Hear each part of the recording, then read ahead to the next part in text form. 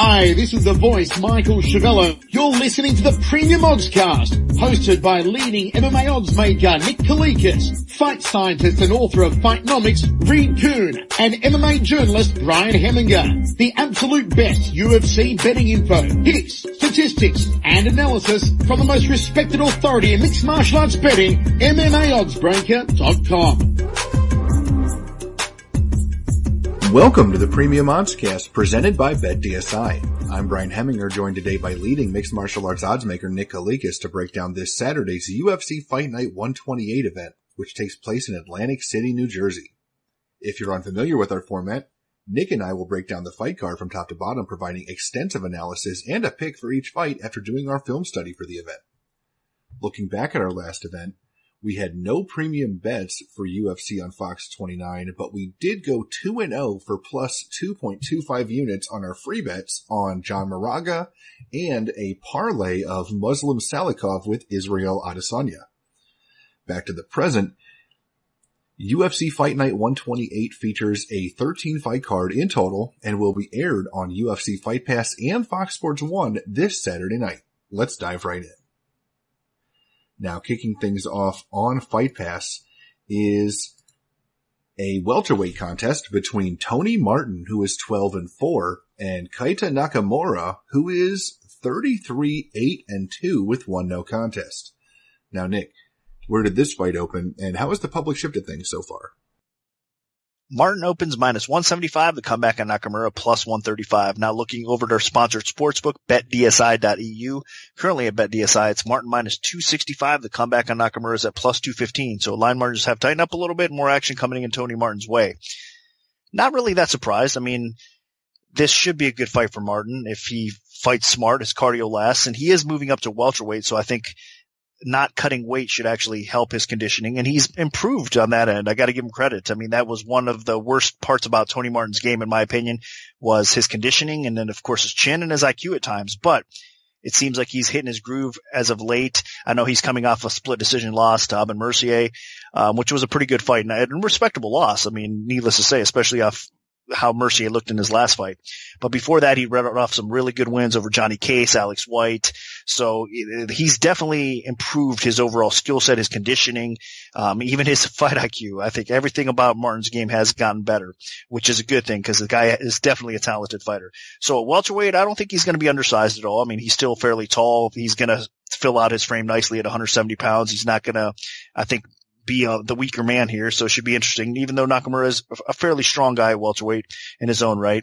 And he's a skilled fighter. I mean, Nakamura, in my opinion, has always been known for his grinding style, his grappling style as well. But I'll tell you what, on the feet, he's getting better, and he's improved throughout the years. He's been around for a long time, and he's really gotten his striking to the point where it can be effective as well. So Nakamura's rounding out his game, but he's in it for a battle here. And obviously, the early action coming in on Martin indicates that Martin should probably get the W here. And I think it is right. I'm going to pick Martin to win this fight, but it should be a good battle, back and forth type of battle. I just think that Martin kind of edges Nakamura out on the feet. I think Martin should be the better wrestler of the two.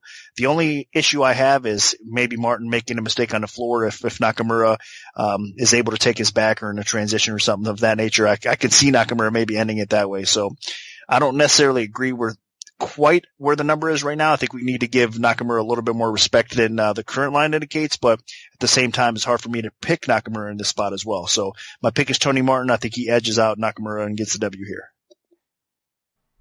And I'm going to have to agree.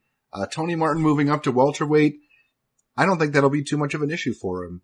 He was a massive lightweight, and hopefully without having to cut as much weight, he'll be able to add a little bit of muscle and be very competitive in this division. I mean, with his statistics, the measurables, he's an inch taller than Nakamura, same reach, and his legs are an inch longer. So I think he'll fit right in at 170 pounds. Martin has the better striking than Nakamura. He debuted a very nice jab that he's been working on with Mark Delagrati, and I think that will make him very competitive in the stand-up against fighters in this division. And then obviously Martin's bread and butter throughout his career in the UFC has been the takedowns, top position, and then just a suffocating top control game when he does get there, looking for the fight-ending submissions. and he is nasty with arm attacks. I can see him getting a Kimura or something on Nakamura and maybe forcing a tap. I mean, just by pure strength alone.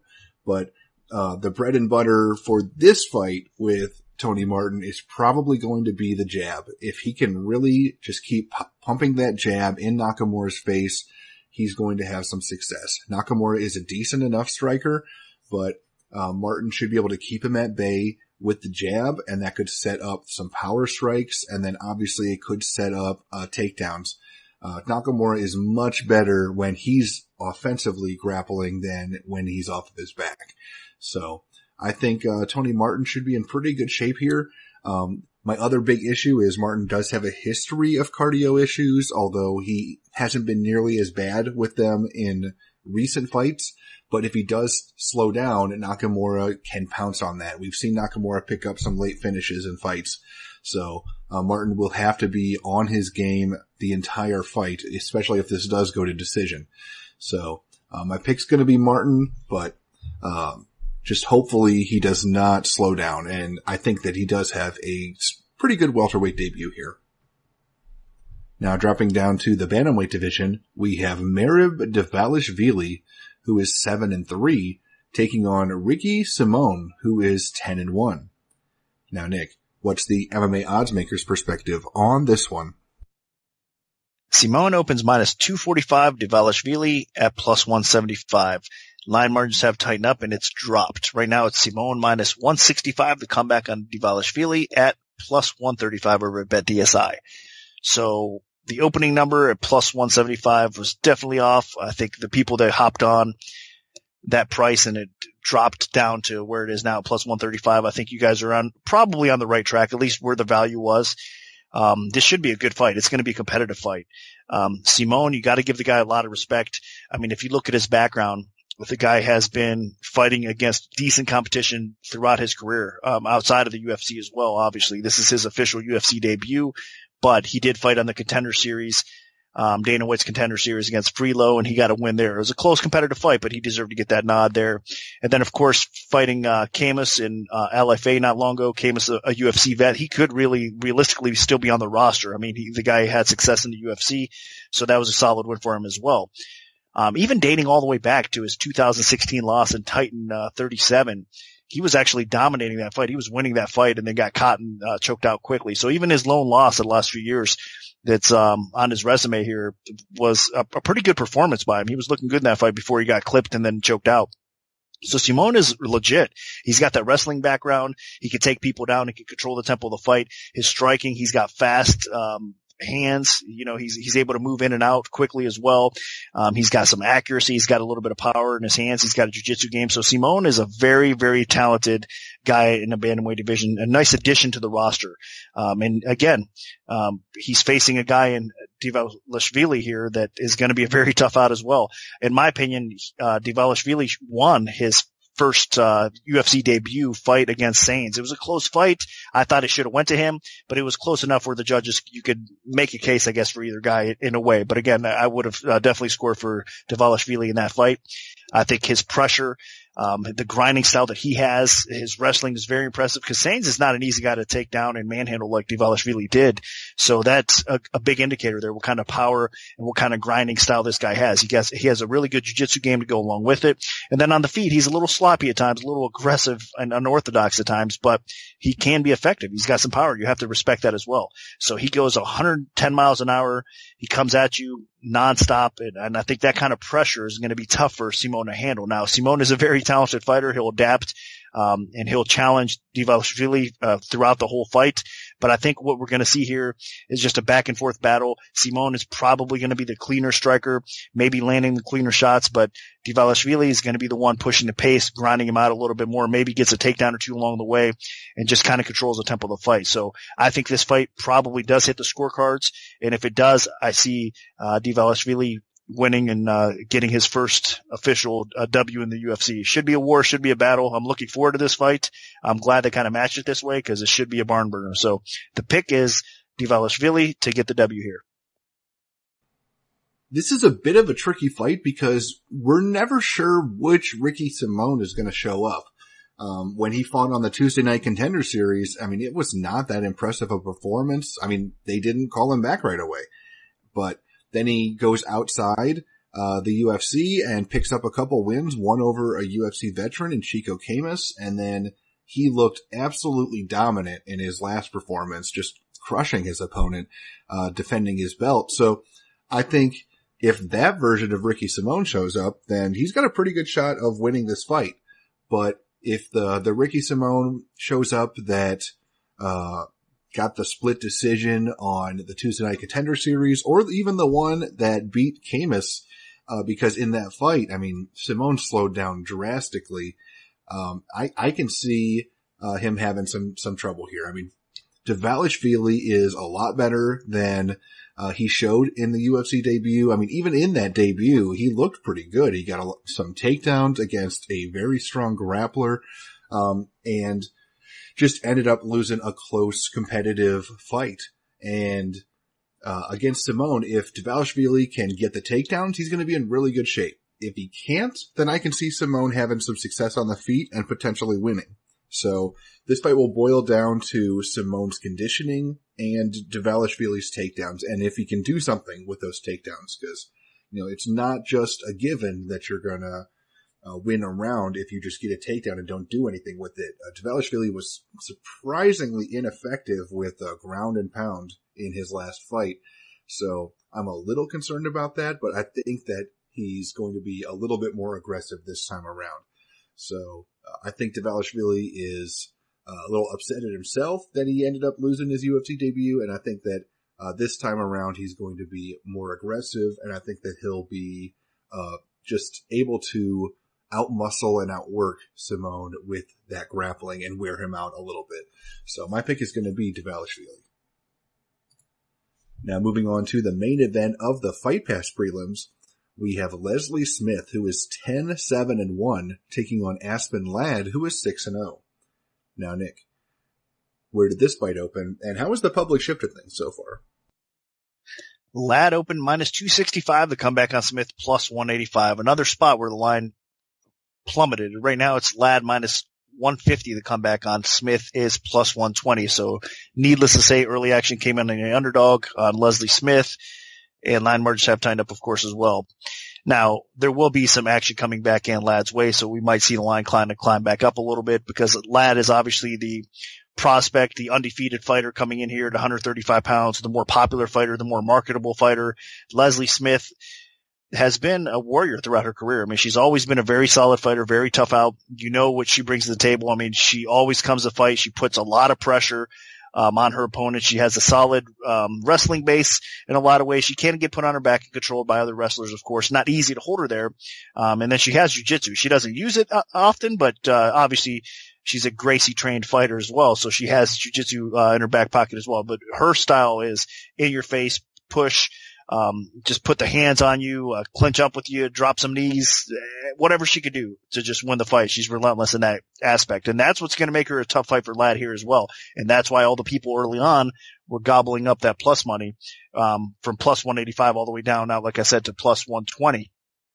But that being said, I still have to give some advantages in this fight to Ladd. I think she's the more pure puncher, meaning she's a little bit cleaner with her strikes. I think she's a little slow though, and that could be obviously to Smith's benefit, but I think she's going to be landing the cleaner punches. She's going to be landing a little bit more accurate as well, and I think she's going to have a little bit more power behind her punches. As Smith does tend to wear some punishment on her face. She gets busted up. I mean, if we've seen Jessica I kind of break open her ear, and it caused the fight to stop there, but she gets her face marked up. She's been cut before in fights as well. I think Ladd can actually bust her up on the feet, even if she's not landing as frequently as Smith. I think she could do a little bit more damage along the way. And then the wild card, of course, is Ladd likes to get the fight to the ground and grind people out. And once she's on top, she drops some nasty ground and pound.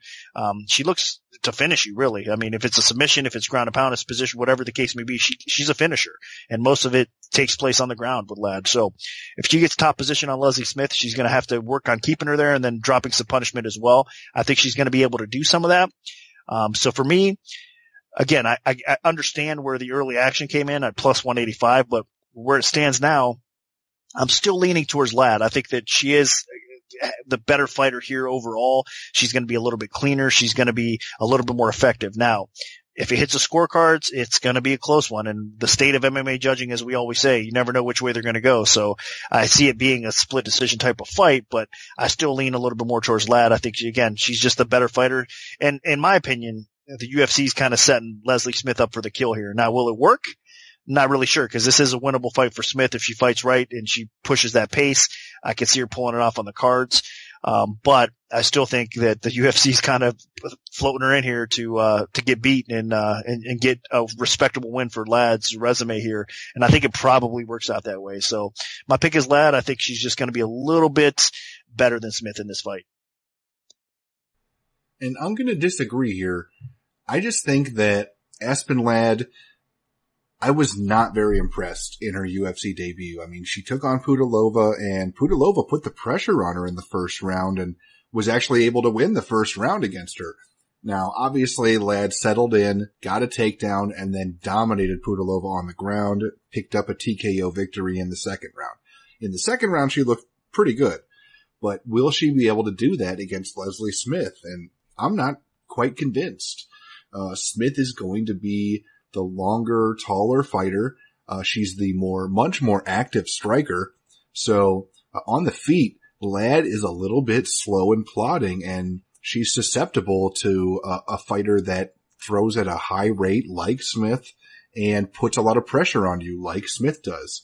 Now, maybe Aspen Ladd has a little bit more power, but I don't see her hurting Leslie Smith. Leslie Smith's tough as nails. I mean, the only person that's ever hurt her was Cyborg.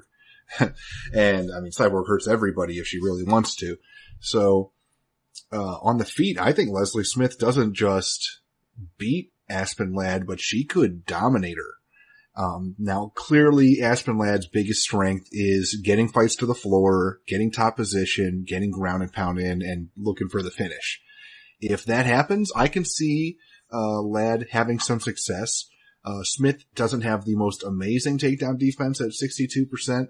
But it's not half bad. I mean, the only person that was able to get her down repeatedly was Rin Nakai, and Smith actually ended up winning that fight. So, I think, Smith is in a decent enough position in this fight to, as long as she can stuff some takedowns or at least get back up if she does get taken down, then Smith is going to be in a really good spot. But if Ladd can get the takedowns and keep Smith down and land some punches along the way, then maybe she does win this fight. But I'm a believer in Leslie Smith's pace and aggression, and I think that she can really do some damage on Aspen Ladd on the feet whenever this fight is standing. And she's going to make Ladd, if she can control distance pretty well, I mean, it's going to be a lot more difficult for Ladd to get those takedowns. So I'm leaning towards Smith. I'm not crazy confident about it, but I think that she can really fluster Aspen Ladd, especially after seeing how much trouble Ladd had against Pudilova on the feet. So my pick is going to be Leslie Smith. Now moving on to the Fox Sports 1 preliminary card, we have a light heavyweight contest between Corey Anderson, who is 10-4, and Patrick Cummins, who is also 10-4. Now, Nick, what's the MMA odds maker's perspective on this one? Cummins opens -175, Anderson +145. Right now looking over at BetDSI, it's -125 Anderson. Cummins is at +105. So line flipped. So again, opener on Cummins was a tad bit high, and all the action coming in a little bit more so on Anderson. Now again, I'm sure Cummins will get some action back his way as well. I mean, this is a pick-em type of fight if I've ever seen one, because both these guys are hard to trust. I mean, they're real chinny, and that's a problem here. If these guys had chins on them, I mean, they'd be legit contenders at 205 pounds. They'd be a threat, especially how weak the 205-pound light heavyweight division is right now in the UFC roster. I mean, these guys have both outstanding wrestling bases. They have some power on the feet as well. Decent fight IQ overall, and decent conditioning. Well, at least Cummins, I think you can say, has a little bit better conditioning. Anderson does tend to fade at times as well. And it's cost him, but again, they're both chinny. So it's who lands first kind of situation here, because if the wrestling neutralizes each other out, which I think it will for the most part, then it is whose chin's going to hold up more. I think I've been more impressed, honestly, overall with Cummins as of late. I think he's improved more. He's getting more confidence. He showed a lot of heart. He doesn't want to lose. So even if he gets clipped, he's the type of fighter that just tries his best to hang in there and then survive and conquer, really, is what he's been doing recently. So I think that he is a little bit better in the wrestling realm of things as well. So Anderson, I think, is the sharper striker. He's a better striker. He flows a little bit better with his boxing, and he can have a little bit more success for sure. So Cummins has to be careful, especially early on in this fight. But I think Cummins can deliver some punishment as well. And like I said, if it does turn into a wrestling battle, I think Cummins does have a little bit better wrestling as well. So I'm not confident here either way. I mean, it's hard to be with these chins. Now, the majority of the bettors out there seem to think Anderson has this fight won. I guess I'll go against the grain and I'll side with Cummins here, but again, it can't be a confident pick at all. But I just think that what we've seen of him lately compared to what we've seen from Anderson, it's hard not to like the progress and the heart that Cummins brings to the table compared to Anderson. So I'll go with him, but again, not a confident pick. And I am a little bit more confident here in Cummins. Corey Anderson and Cummins are similar fighters with decent enough striking, but not very good chins, not a ton of power on the feet, but excellent wrestling, excellent top control, and pretty good ground and pound, both of them. So what this fight boils down to is I expect that the stand-up will be competitive, but I don't think either guy will land anything really significant. And I think Patrick Cummins is the better wrestler of the two. So if he wants to, and he should, he will shoot in for a takedown. And I think he can put Corey Anderson on his back, and I think he can keep him there. And I think that he can land some good, solid ground and pound. And honestly, on the feet, Cummins isn't half bad. Now, Anderson fights a little bit longer with a slight reach advantage. So he might be able to keep Cummins at the end of some of his strikes. But Cummins' stand-up has actually improved a bit in his, I would say, even going back to the Nogueira fight where he actually got clipped. But, I mean, he was looking pretty good on the feet there, too. I mean, he's put some time in. So I think I like the heart of Patrick Cummins. He can come back when he's hurt. And he's a guy that I can count on a little bit. I mean, clearly against guys that can stop takedowns and have heavy hands, Cummins will be in trouble. But I don't think Corey Anderson is that dangerous standing. So Cummins should be in pretty good shape here, and I think that he does pull out the victory, although both of these guys are, again, very evenly matched. Now, dropping down to the welterweight division, we have Sayar Bahadurzada, who is 23-6-1, taking on Lewin Chagas, who is 15-2-1. Now, Nick, where did this fight open, and how has the public shifted things so far? Bahadurzada opens -180. The comeback on Chagas +140. Right now, looking over at BetDSI, it's Chagas actually the slight favorite, -120. Bahadurzada is at -110. So across the board at the down best screen, it looks like it's exactly a pick'em in most places as well. So -120, -115, -110. A pick'em type of fight really is what you're getting here. And it is a pick'em type of fight. So those guys that came in early, the bettors out there that took +140 on Chagas, I take my hat off to you because I think you did get a little bit of value for sure. This is a very interesting fight. Bahadurzada is a very dangerous fighter. I mean, it's unfortunate that we haven't seen a lot of him in the UFC octagon since he's made his debut. He's been, riddled with injuries or whatnot as well. So he hasn't been fighting consistently, but his last fight, he stepped up to middleweight and actually got a W against Wilkinson, an undefeated fighter at that time.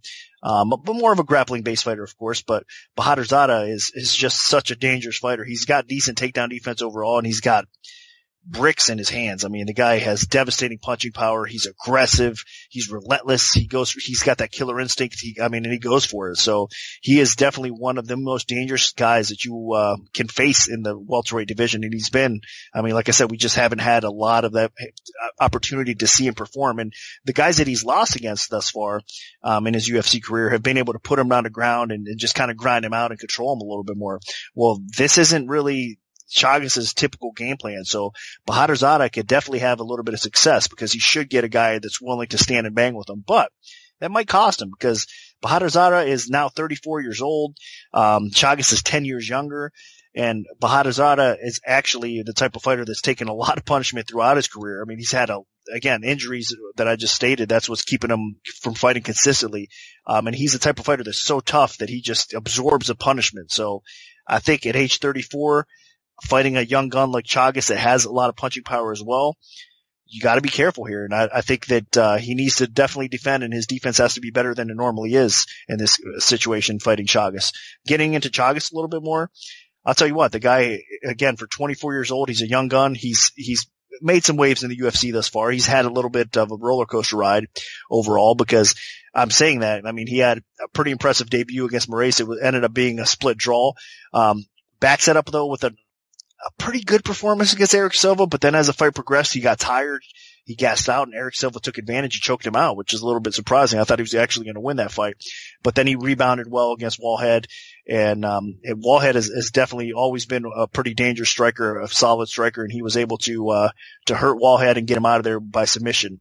So that was impressive as well. And I think we're only starting to see Chagas get a little bit more comfortable, a little bit more confident. And he even stated after his Wallhead win that he needs to work on the conditioning. He has kind of address that a little bit, and he's going to keep on continuing to work on those areas to become that fighter that he could be, because he's got so much talent, so much potential. So what we're going to see here is probably a strike fest. I mean, both these guys like to stand and bang. I think Chagas is a little bit cleaner, a little bit more technical. He switches stances a lot, so I think his defense is actually going to be a little bit better as well. But Bahadurzada is one of those guys that, man, all it takes sometimes is just one clean punch to land, and you could be in some serious trouble with this guy. So a pick'em fight is a fair spot for this. You could realistically see it going either way. I think Chagas might be able to make it in a takedown or two, even though he's more well known for his striking. He does have some submissions to go along with that as well. He is a little bit more of the complete fighter. If his gas tank does hold, I think he will mix in some takedowns, and he will probably win the striking exchanges on the feet as well. So I slightly lean towards Chagas in this fight, but it should be a fan-friendly type of fight, no doubt about it. These guys like to come and bang, and they're tough as nails as well. So looking forward to this fight. I'm going to slightly lean Chagas' way. I think he probably pulls this one out. Yeah, the biggest issue for me is the fact that Sayar has fought now twice since about 2013. I mean, it's just such a long layoffs for him. And the fact that Chagas is a guy that is 10 years younger than him and is, I would say, improving drastically. I mean, Chagas looked like a world beater in his fight against Jimmy Wallhead. Now, obviously, Bahadurzada is not Jimmy Wallhead, but Chagas is probably better now than he was when he fought Jimmy Wallhead. And Bahadurzada fought at middleweight the last time we saw him because it had been a while since he'd competed, and he just hadn't made the cut down to welterweight really, and he wanted to fight anyway. And we'll see how he handles dropping back down to welterweight. Against Chagas, I think Bahadurzada will have a power advantage, and he might have a conditioning advantage. We've seen Bahadurzada pull out some victories in the late second round, in the third round. So even though he's had some very impressive quick knockouts in his career, he still does have the conditioning typically to win fights that some guys might not be able to pull out because his conditioning is usually on point. He paces himself pretty well. Chagas, on the other hand, does not pace himself that well all the time. He gets a little emotional at times. He starts really strong, and he can slow down. I mean, we saw that when he got finished in the third round against Eric Silva. He slowed down a little bit against Sergio Moraes. So if he slows down, even if he's winning, Bahadurzada has the power to put him away at any point, even if it's late in the third round. So that is a big concern for me here. But Chagas should have the grappling edge. I think on the feet, he will have the activity edge. I think that he will throw a little bit more often. Potentially that could keep Bahadurzada on his heels on the feet. And if this fight does go to the floor, and I do expect it to, Chagas should be able to get top position and either drop down some punches or work for submissions. Now, Bahadurzada is not, completely clueless on the ground, but that is how he lost his last fight. He got out-grappled by John Howard, of all people. Just repeatedly took him down and kept him down. And I think Chagas could be able to replicate that success. So if he can put Bahadurzada on his back, it's a lot more difficult to eat a big punch if you got your opponent on the ground. So I think Chagas is able to do that. I think he does avoid a late fall off, and I think he does walk away with a decision. But Bahadurzada's power is something that could change this fight at any moment. Now dropping down to the flyweight division, we have Magomed Bulletov, who is 14-1, taking on Ulka Sasaki, who is 25-2. Now, Nick, what's the MMA oddsmaker's perspective on this one? Bulletov open minus 300. The comeback on Sasaki at plus 220. Right now, looking over at BetDSI, it's currently Bulletov minus 370. The comeback on Sasaki plus 290. So more action come in Buletov's way. Not really a surprise. I mean, the guy's a hype train. I mean, before he made his UFC debut, of course, he's a former Titan fighting champion. There was a lot of people looking forward to this guy fighting in the UFC, and he's a nice addition, of course, to the flyweight roster. There's no doubt. I mean, this guy can instantly make himself in contender status if he gets on a roll. But unfortunately for him, he got derailed right away in his debut, getting knocked out by Moraga. So he needs to redeem himself here, and he's got a winnable opponent in front of him in Sasaki. Now, Sasaki's not bad. I don't want to disrespect him here, but I understand why the early action coming in Buletov's way. Sasaki's more of a grappling-based fighter. He's long for the division. His stand-up is getting better. He's getting a little bit more confident compared to what we've seen early on from Sasaki on the feet in the UFC. So he's taking a little bit more risks. He's a little bit more dangerous, but make no mistake, Sasaki's best attribute is definitely the ground, and he's going to want to play that ground game here with Bulletov. But the problem is, overall, Bulletov is a grinding type of wrestler with some power on the feet as well. His submission defense so far has looked pretty good. It's going to be tested here against Sasaki because Bulletov is probably going to get top position on the ground here. And Sasaki, with those long limbs, is going to be throwing up arm bars, triangles, transitions, reversals, all sorts of stuff. So I think Bulletov definitely has to be cautious playing the ground game with Sasaki because really, in my opinion, here in this fight, that's the only path to victory for Sasaki is maybe catching Bulletov by submission, maybe taking his back and sinking in a choke. If Sasaki gets your back, he's one of the guys that can definitely put most people out. If he's on your back, he sinks in with that technique. That rear naked choke is fairly easy for him to get. It doesn't matter how well you defend at times. I mean, he's got it down pat. So Bulletov needs to avoid Sasaki on his back. I think he can avoid getting caught up in a triangle choke or anything like that. And I think on the feet, he is the more powerful striker, even though he's going to be at a reach discrepancy here. I think he's still going to be more effective on the feet. So I think he'll dictate where the fight takes place.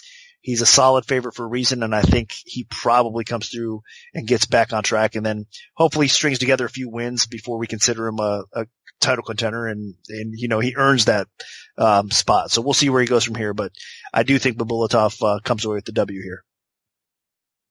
And I'm going to go Bulletov as well. I just think he's the better athlete. I think he's the better wrestler. I think his grappling is just as good as Sasaki's, and his striking should be much better. Clearly, there's some answers that we need to see out of Bulletov coming off of his first loss. He got knocked out by Moraga. How is he going to respond to that? Is he going to be passive or is he going to be motivated? So that's a big question that needs answered.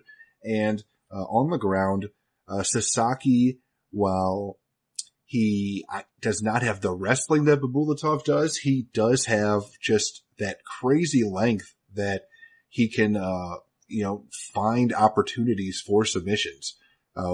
Sasaki is 5 inches taller than Bulletov. He's going to have 5 inches in reach, and he's going to have 6 inches in leg reach. So, I mean, triangle chokes, I mean, you name it. If Sasaki can get that length and leverage working, he might be able to catch Bulletov with something. I would say, honestly, even though Bulletov is coming off of a fight where he got, battered on the feet, the stand-up is going to be the safest place for him. He is a solid striker, aggressive, and Sasaki does not really have much power whatsoever. So if Bulletov can just wade forward and outland Sasaki, which he should be able to do, then he's going to be in good shape. And if he gets takedowns, he should be in good shape. It's just he needs to be a little bit careful with Sasaki's grappling. But I don't think Bulletov gets submitted. I don't think he gets knocked out. I think he can either grind this out and win a decision, or maybe be able to wear Sasaki down and even get a stoppage victory along the way. He just has to be a little bit cautious, again, with Sasaki's crafty grappling, because he has been prone to pulling off some crazy submissions. I mean, it was an impressive upset he pulled off over Justin Scoggins. So that's always something you got to keep in the back of your head. But my pick is going to be Bulletov. Now moving on to the main event of the preliminary card in the welterweight division, we have Ryan LaFlare, who is 13-2, taking on Alex Garcia, who is 15-4. Now, Nick, where did this fight open, and how has the public shifted things so far? LaFlare opens minus 195, Garcia plus 155. Right now looking over at BetDSI. Currently it's LaFlare minus 156. The comeback on Garcia plus 126. So line margins have tightened up a little bit. More action coming in Garcia's way. This is definitely an interesting fight. I mean, not an easy one. Both these guys have wrestling backgrounds. Both these guys like to ground fights out, take people down, utilize some ground and pound. Obviously LaFlare has a better submission game overall. And both these guys have decent stand-up. I mean, Garcia, I think that's his path to victory here, is keeping the fight upright, trying to sprawl brawl, because LaFlare, is going to be looking for a takedown, especially since he's coming off of a devastating knockout loss, the first knockout loss of his career.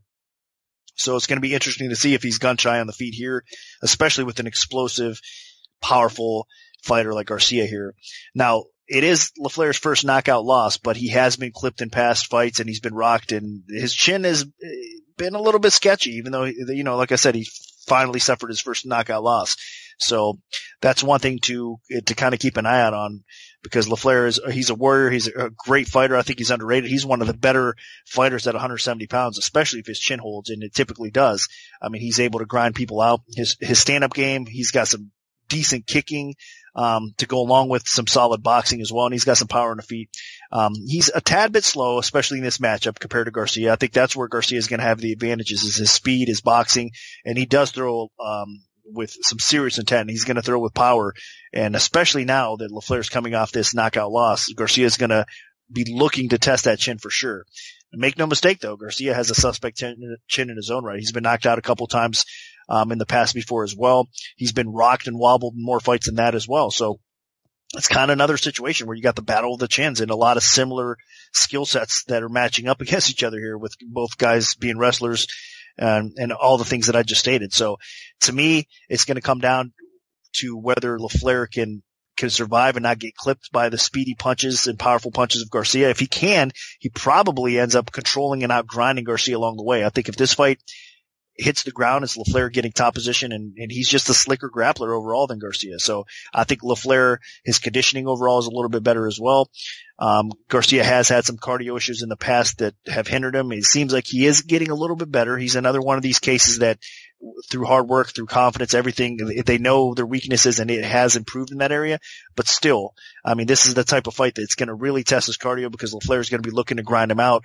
And typically speaking, that's what Garcia gets worn out in most cases. You get worn out when somebody's trying to get you down and you're trying to fight it off. So this is going to be a test for both guys. Can LaFlare's chin survive? If so, I think he wins. So my pick is LaFlare. I think we'll see him get back on track here. And again, if he can avoid that big knockout punch, I think he probably gets the win and maybe even finishes Garcia along the way. So I do think LaFlare gets the W here. And I'm going to agree. Ryan LaFlare just overall is the better fighter than Alex Garcia. The big issue with LaFlare has been he doesn't have the strongest chin. And that's been since his second fight in the UFC, when he, got damaged late by Santiago Ponzinibbio.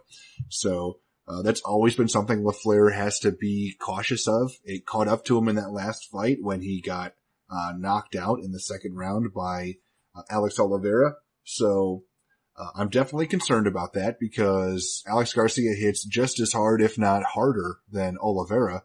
And if he can connect, then LaFlare will be in big, big trouble.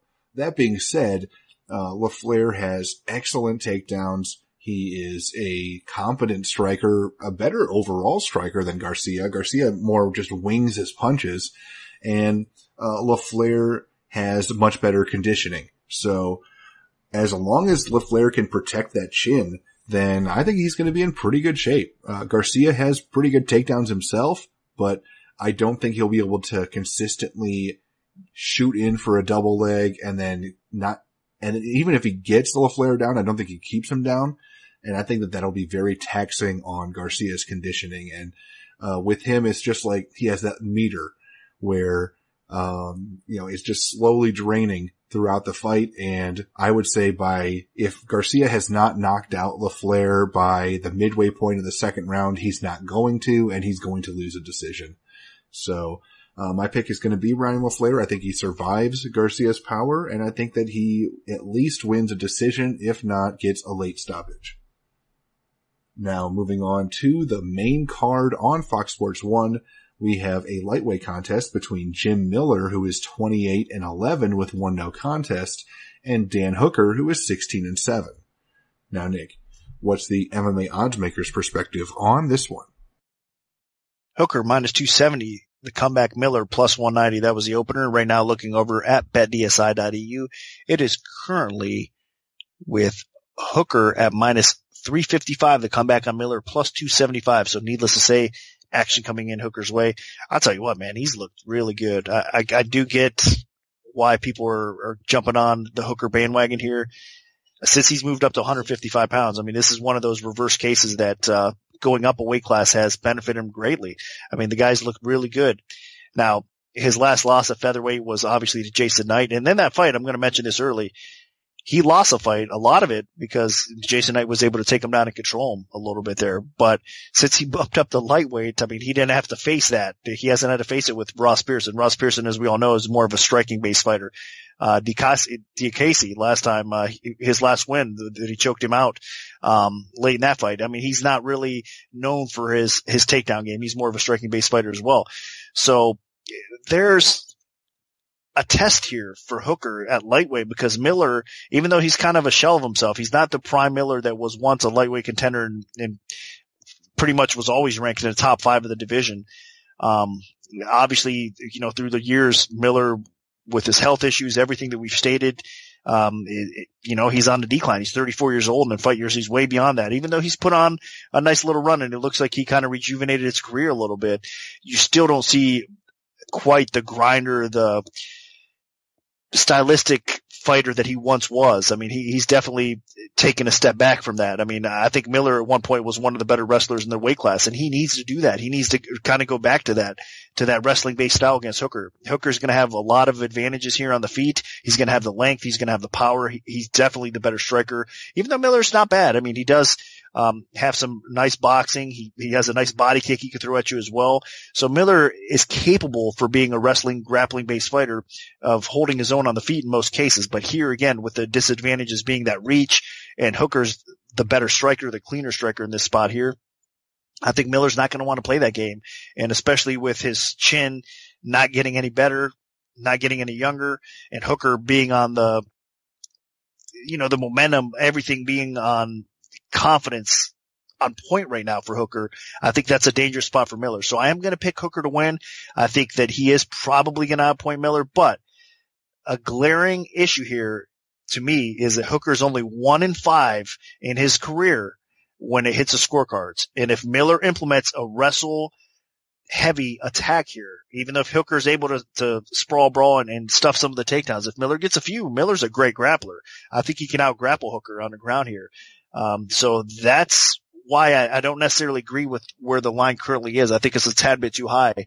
I do think that Hooker probably gets a W here, but there could be some value on Jim Miller here. I mean, it all depends on, again, which Miller shows up, if he's going to put that kind of pressure on, if he's going to try to use a grapple heavy, wrestling heavy kind of game plan to attack Hooker here. I think that's his path to victory. And again, when it hits the scorecards, Hooker is 1-5 in those fights. So if Miller can survive and get this to the cards, it could get interesting. So caution out there for those of you guys that are betting this, because Miller is tough. He's not easy to stop. He's not easy to finish. We've seen that time and time again. Even at age 34 and on the decline that I'm mentioning, he's still not an easy guy to get rid of. I mean, he's seen it all. He's been in there with the best of the best. So this is going to be a test for Hooker for sure. So my pick is Hooker. I don't necessarily agree with the high line though, and I think you guys need to be careful if you're going to be putting Hooker in parlays and laying that kind of chalk. Just be cautious out there. And I'm going to go Hooker as well. Jim Miller is dangerous. His stand-up is not terrible. I mean, he's pretty active on the feet, and he might be able to outpoint Hooker, although Hooker does have more power.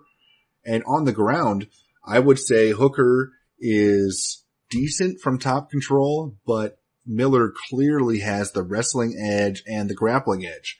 So this could be a trap fight, especially since it's in Miller's backyard in New Jersey. That's where he's from. That's where he trains out of. So, if Hooker is taking this fight lightly, then Jim Miller can absolutely win this fight.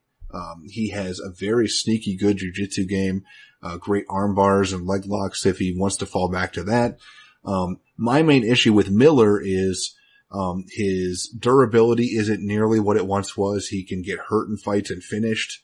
For a while, people were always saying, you can only ever beat Miller by decision. He's never been stopped. Then he finally got stopped, and then I'm like, well, he's never been submitted. Then he got submitted. So, he's been knocked out. He's been submitted in the UFC now. He's taken a bit of damage over this, latter stage of his career. I didn't think he looked that great in the fight against Anthony Pettis, especially since Pettis hasn't been himself, for the last couple years now. So, this is definitely a winnable fight for Dan Hooker, even though I would say Miller has a little bit better technique than Hooker. Hooker has the youthful exuberance. He has the power. He has the measurables. He's got, 4 inches in reach, 4 inches in height. So, I think Hooker has a very good chance of pulling this one out. And the longer it goes, the better it'll be for Hooker because, Jim Miller has not had very good conditioning in the latter stages of his career.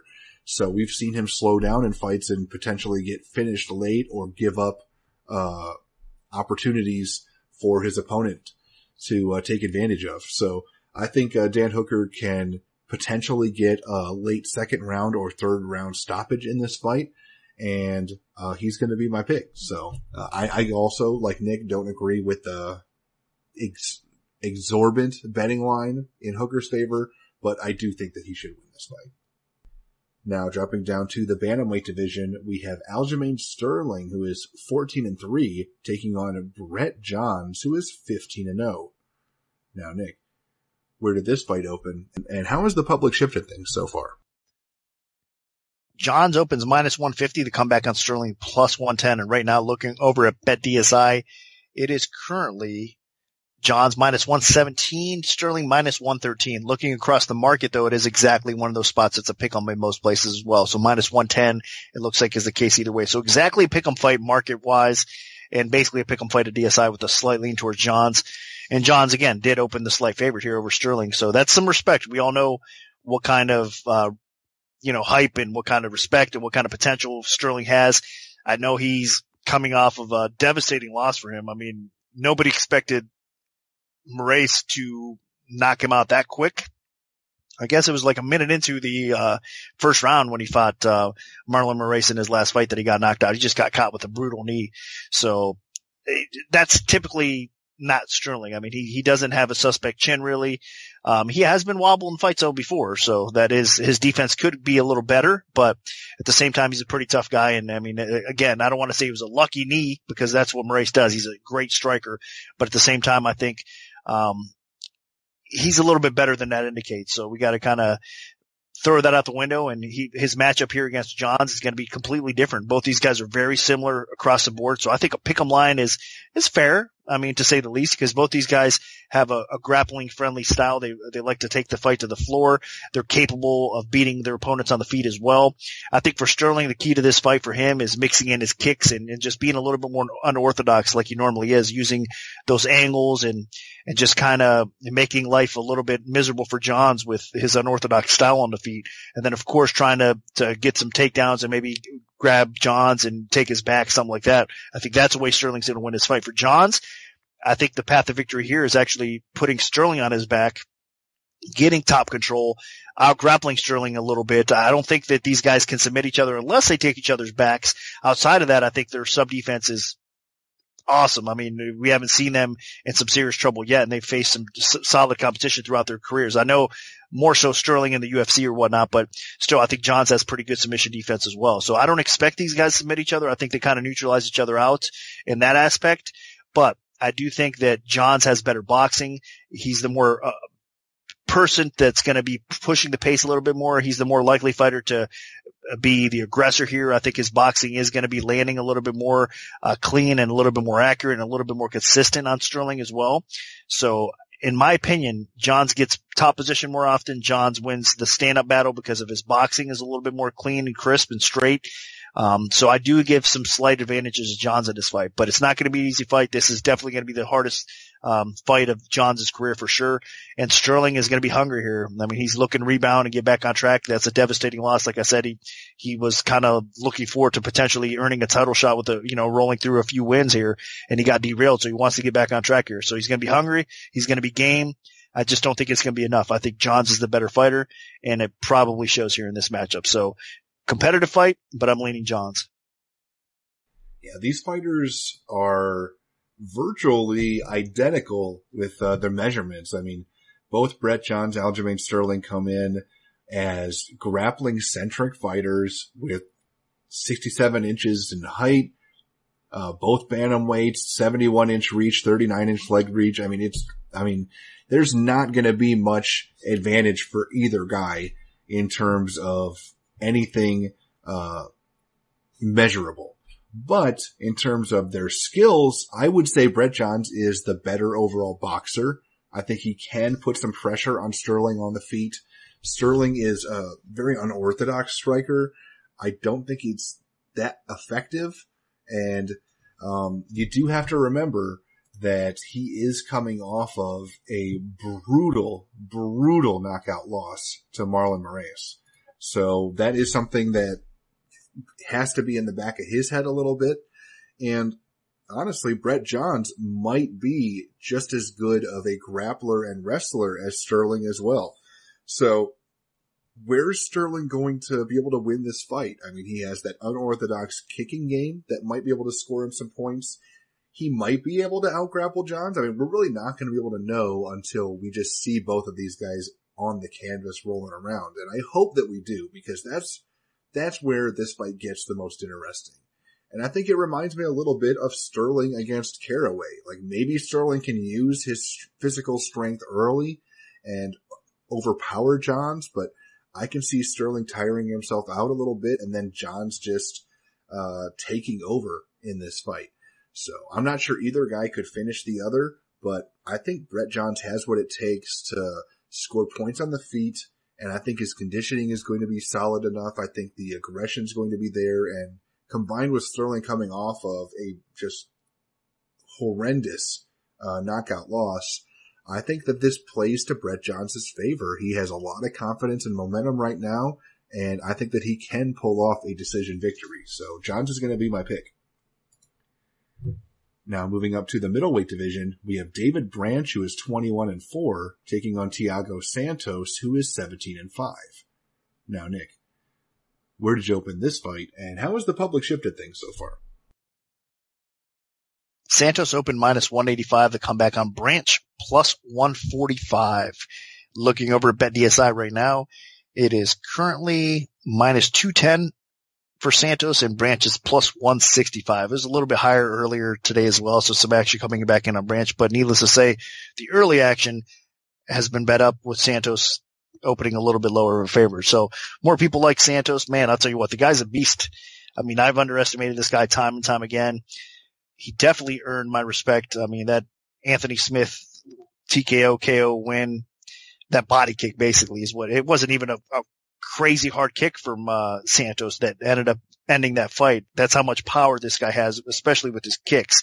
So he's dangerous. I mean, the guy has one of the most dangerous striking games in all of the middleweight division. I mean, he's got the size, he's got the power, he's got the accuracy, he's got that kind of kickboxing style. And again, highlighted by those kicks, whether it's to the leg, to the body, to the head.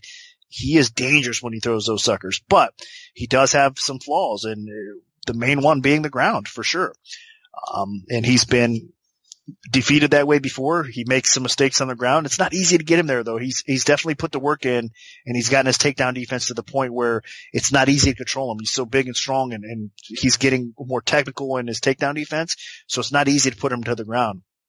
But he does tend to make mistakes sometimes. And I mean, if you look back at the Spicely fight, Spicely was able to end that fight quick-like with the mistake that, that Santos made. So against great grapplers, Santos does struggle, and Branch fits that mold, in my opinion. Now, again, does he have the submission ability that a guy like Spicely does? No, he's not that dangerous in submission skill, but Branch does have the capability of submitting people. And more times than not, his fight IQ, I like. Branch knows what he's into. He knows his opponents. He studies them well. He's going to have a smart game plan here. Outside of being a grappler, Branch obviously has a decent stand-up game to go along with it. He's got some power. If you look back at his fight against Rockhold recently, that wasn't really a bad performance from Branch. He was winning that fight up until the point where Rockhold got position on the ground and then beat him, submitted him to strikes. So that's what Rockhold does, though. He could do that basically across the board to most in the middleweight division. Once he gets top position, you're in some serious trouble, whether it's ground and pound or submission game. So I could see what happened to Branch happen to most people. So I don't really count that loss as really that negative towards Branch, because he was taking the fight to Luke Rockhold. He was looking good in that fight. So my point being, Santos is not going to put Branch in that position. He's not going to be that dominant on the ground, and he's not going to be able to do what Rockhold did to him. So Branch has to just be cautious of those kicks, mainly more than anything else, those knees and those kicks from Santos. And he's going to have to find his time and just kind of wait it out and get that opportunity to take the fight to the ground. And once he does get the fight to the ground, though, I think he's going to be able to wear on Santos a little bit, look for those positions that he can dominate, get some maybe ground and pound going, or even take his back and sub him. So I'm going to go against the grain here. I think Branch is just going to be a little bit too talented. Overall, he is the much better fighter, more complete fighter than Santos. Even though Santos is more dangerous on the feet, I still think that Branch is the better fighter overall. So if Branch can survive and not get caught, not get knocked out, he's going to win this fight. And I think he probably finishes Santos. So I'll go against the grain, like I said. I'll pick the underdog here and Branch to get the W. And I can absolutely see David Branch getting a victory here, because Thiago Santos has been submitted twice in the UFC by seasoned grapplers, and David Branch is definitely a seasoned grappler. So, I mean, if Santos is going to lose, that's probably going to be how he loses. But in open space, I mean, Thiago Santos is one of the scariest fighters on the roster at this point. He has heavy hands, quick combinations, and devastating kicks. So, David Branch is going to be getting his hands full in the stand-up department. Branch is, not a terrible striker. He's a composed striker. He looked pretty good against Luke Rockhold on the feet. I actually had Rockhold in some trouble early. He fought him exactly how you're supposed to fight him. Just keep Rockhold on his back foot and try to take him out. And he definitely had his moments in that fight before Rockhold turned the tides on him. But against Santos, that's definitely not the strategy he's going to want to implore. I mean, David Branch is a guy that really likes to wear down opponents. I mean, you don't become a middleweight and light heavyweight champ outside the UFC for the same promotion by being too aggressive and leaving openings. I mean, he, really can grind fights down to a halt. It's not always the most entertaining, but it's been effective for him. And if he could slow this fight down, get it into the clinch, look for takedowns, then he's going to be in a good spot. I mean, Thiago Santos is not going to be able to knock David Branch out if he's got his back against the fence or if he's on his back on the ground. So I don't know if Dave Branch will be able to get a finish if he does win, but that's the path to victory. That being said, I mean, Thiago Santos is going to be landing heavy and often while this fight does take place on the feet. In Dave Branch's UFC return, he took on Krzysztof Jotko, and that fight was on its feet for quite a while. So if this fight does stay standing, if Santos's takedown defense holds up, or if Branch is not effective in pursuing takedowns, then I can see Thiago Santos landing some nasty strikes along the way. I don't know if he'll be able to finish Branch because Branch has only ever been finished by a slam from Gerald Harris way back in the day, but at least with strikes. Then I would say, Thiago Santos might be able to either get the finish, which again, Branch is tough. I don't know if he'll be able to do that, but Santos could also win a decision. Just by outpointing Branch. I expect him to get the better of Branch during stand-up exchanges, even though Santos is going to be concerned about the takedown in the back of his head. I still think that he'll be able to sit down on his punches and try to land some heavy shots along the way and look for a finish. So, while David Branch does have a big edge when this fight goes to the floor, I think Santos has just as big of an edge when it starts on the feet. So, Santos is going to be my pick, but I will definitely be reconsidering it if Dave Branch has success with his grappling. Now moving up to the heavyweight division, we have Justin Willis, who is 6-1, and Chase Sherman, who is 11-4. Now, Nick, where did this fight open, and how has the public shifted things so far? Willis opened minus 215, Sherman plus 165 right now over at BetDSI. It is currently minus 355 for Willis, Sherman at plus 275. So again, another spot, needless to say, action coming in Willis's way. At first glance, you might not think 2-1 is that bad of a line because Sherman is definitely not an easy out in the heavyweight division. And he's gaining some respect, gaining some popularity, gaining some fans. But if you look closer, you look at the footage and you study it a little bit, I can understand why the early action did come in on Willis.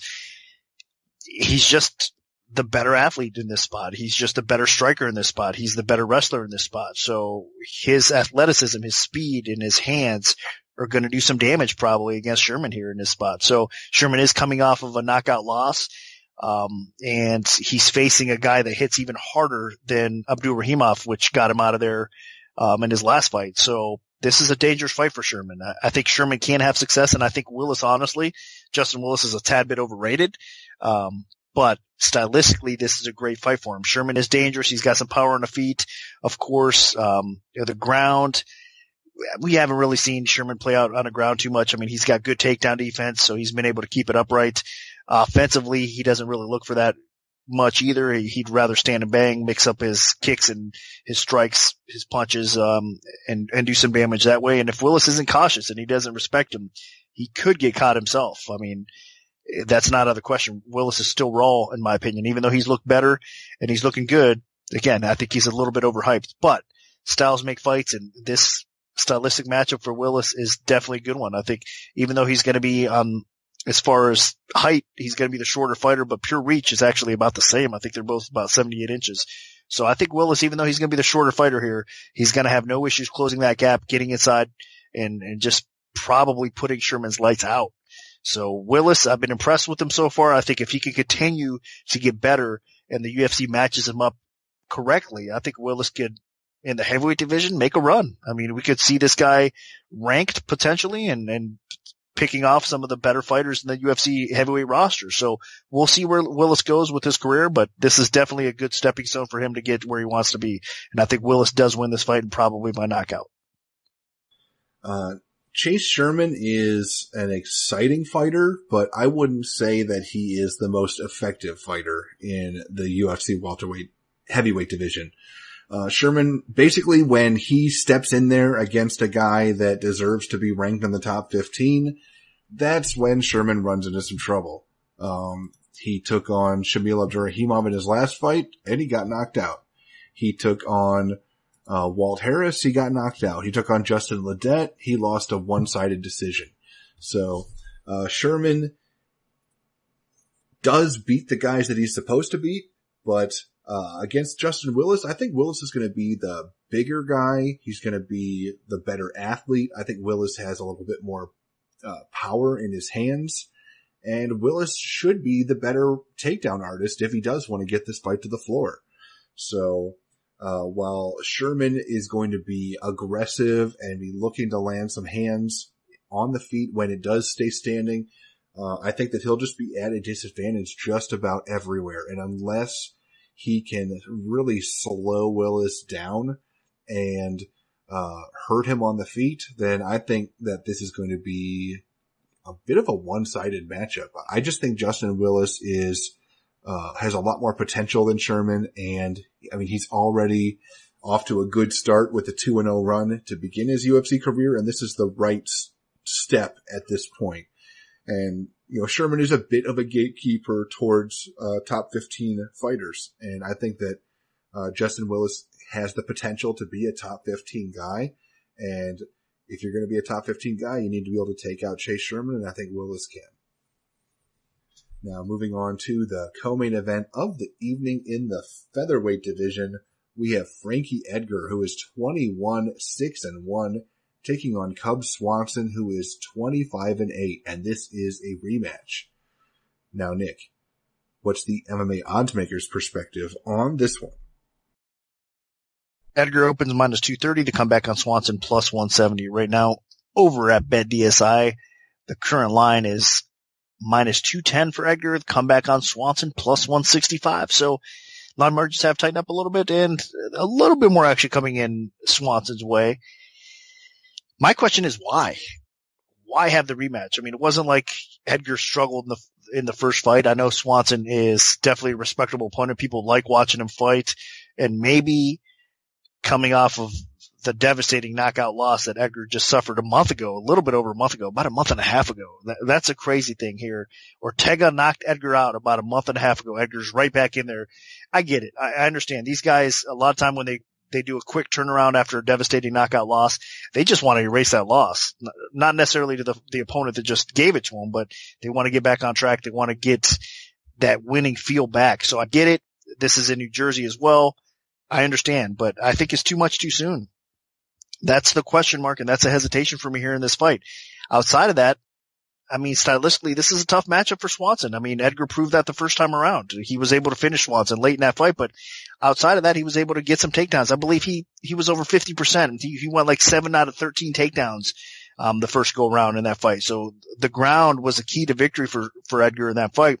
Not that his striking's bad, because obviously Edgar's striking, his boxing's on point. He's quick. He's been in there with some awesome strikers throughout his career. So nothing that Cub throws at him is going to be any different. But that being said, coming off of a devastating knockout loss, like I said, more so than ever, Edgar's going to want to get this fight to the ground here to not play that game on the feet. So, I mean, there's not much more to say about this. I think if Swanson's able to stuff the takedowns and do a better job keeping off his back than he did last time, I think he can have success. Maybe he does have power. Maybe he lands that big bomb and puts Edgar back out, and he redeems himself and gets that loss back. But outside of that, it's hard to pick him. I mean, I think really Swanson's only path to victory is landing something flush on Edgar. And if that's the case, I mean, it was just a mistake for Edgar kind of getting back in there so soon, honestly. So I don't agree with this matchup. I kind of wish that it wasn't happening this card, maybe down the road a little bit more. But again, I get it. The circumstances, Edgar wants to back in there as soon as possible. It's in Jersey. It is what it is, as our buddy Holloway would say, I guess. But my pick is Edgar. Hard not to pick the guy. But man,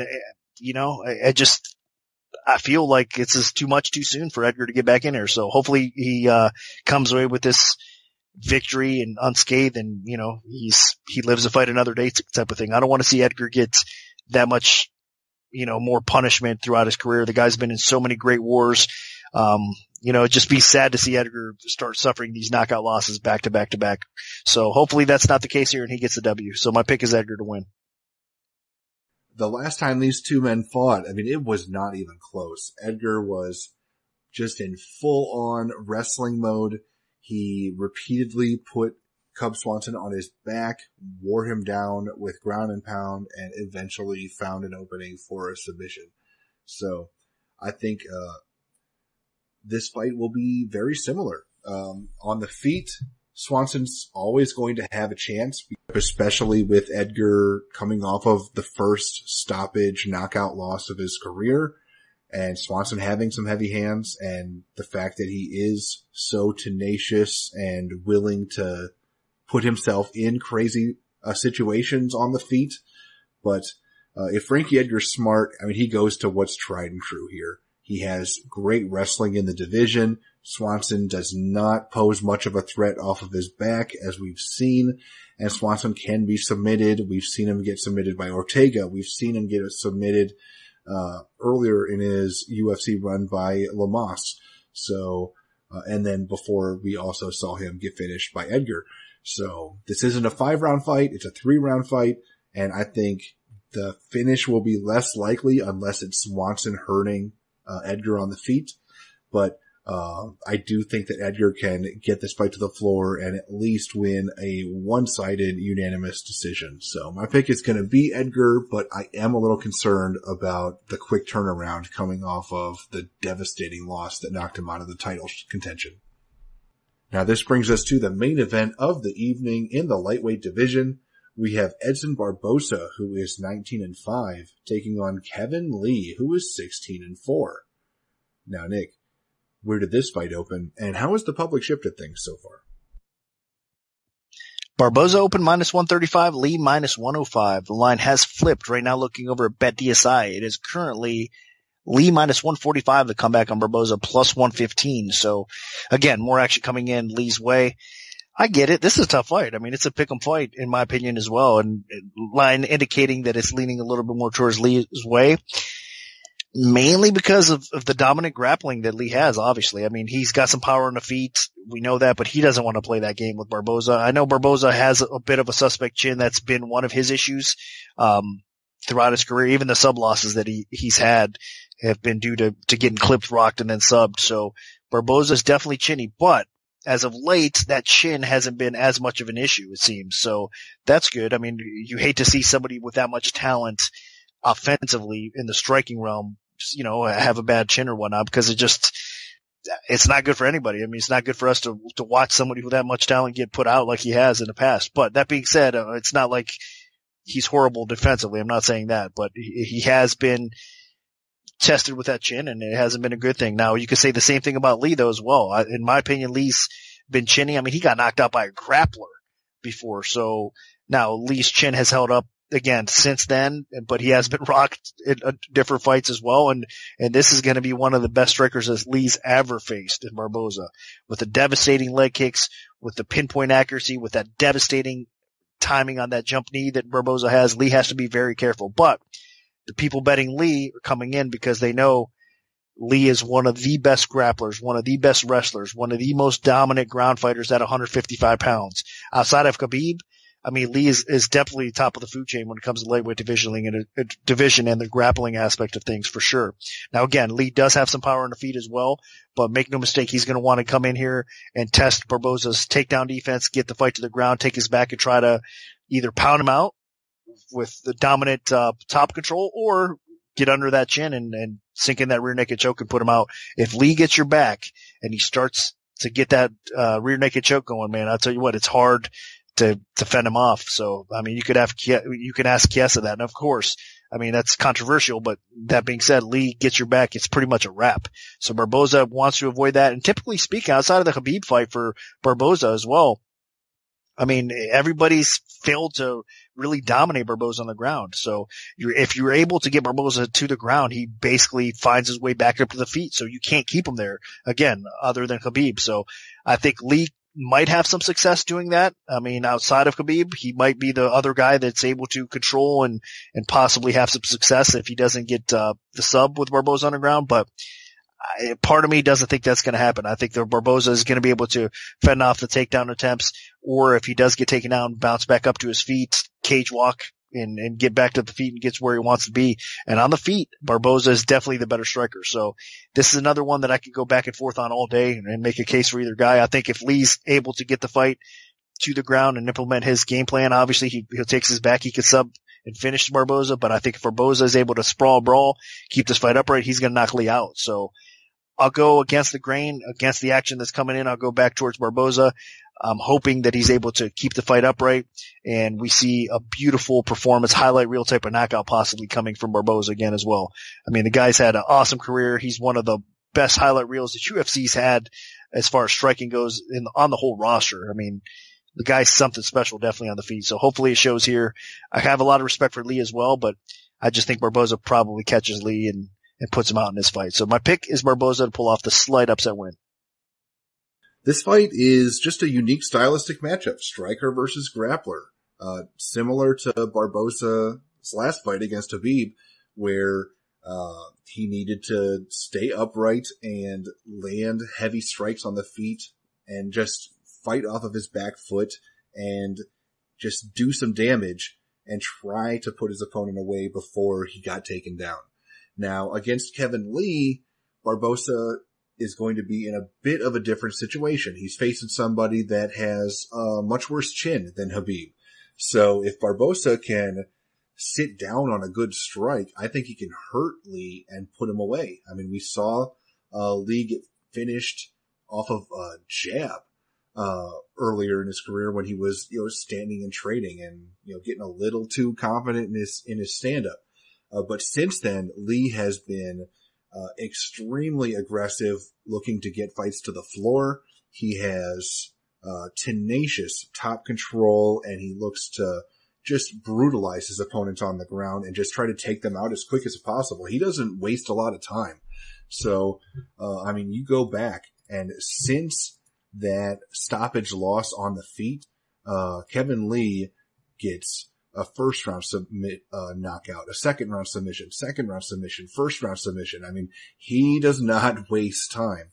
This is definitely a guy that is dangerous. If he can get Barboza on his back, Barboza's going to be in trouble. And I think it'll be a bigger threat than even when Khabib was on top, because Khabib fights it a little more cautiously, looking to just maintain his position and doesn't open up quite as much until he really has his opponent on the back foot.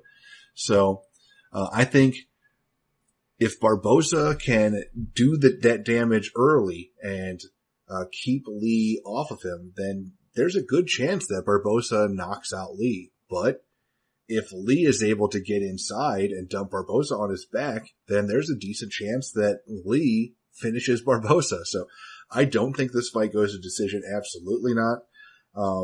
I think Kevin Lee is a guy that, with the aggressive style that he has, I think he needs to take Barboza out quickly in the first or second round, because the longer this goes, I think the more likely it is that Lee will start to have a little bit of trouble with takedowns and Barboza can hurt him. So I know Barboza has had his chin issues as well, but I just don't think Lee is as much of a threat on the feet, especially now when he's looking to get fights to the floor as quickly as possible. So if Lee is telegraphing those takedowns too much, that's another thing. I mean, you look at what happened when Edgar Barboza took on Beneil Dariush. Dariush would throw a combination and then shoot for a takedown. And he, set that up and kept doing it. Barboza caught onto it, and then the second he threw that combination, Barboza just blasted him in the face with a knee and got a brutal second round knockout victory. So if Lee is telegraphing anything, he's going to be getting a knee to the face. If Lee is having trouble and leaves his chin exposed, he's going to get punched in the face. So I think that there's a decent chance here that Edgar Barboza does catch Kevin Lee's chin and does take him out. So I'm going to slightly side here with Edgar Barboza, but it would not shock me if Lee shoots in and puts Barboza down and gets a takedown and gets a finish from top position. But I think the more likely outcome here is that Edgar Barboza bounces back from the Khabib fight and all that defensive wrestling training that he's been working on over the last year.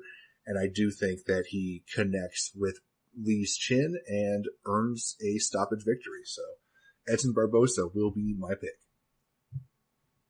So that'll do it for our full event breakdown for UFC on Fox 29.